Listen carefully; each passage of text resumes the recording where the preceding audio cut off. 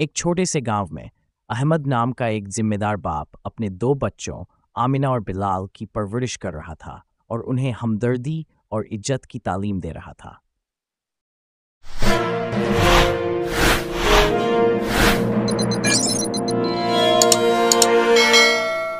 एक दिन उनके उस्ताद मिस्टर खान उनके घर आए ताकि बच्चों की पढ़ाई की तरक्की पर बात कर सकें।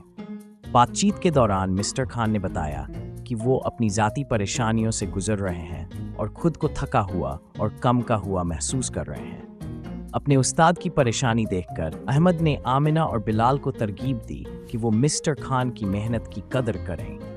तीनों ने मिलकर एक सादा खाना तैयार किया और अपने हाथों से बने कार्ड्स पर दिल से भरे अल्फाज लिखे।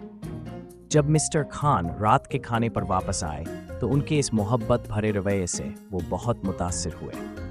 खाने के दौरान अहमद ने अपने बच्चों को समझाया कि जो लोग हमारी रहनुमाई करते हैं उनके एहसानों की कदर करना कितना ज़रूरी है। उन्होंने बताया कि मेहरबानी इंसान के किरदार का अक्स होती है। ये शाम हंसी मजाक और नए रिश्ते की गर्मजोशी के साथ खत्म हुई। इस वाक़े ने आमिना और बिलाल पर गहरा असर छोड़ा और उन्होंने सीखा कि छोटे छोटे मेहरबानी के काम किसी की ज़िंदगी में बड़ा बदलाव ला सकते हैं।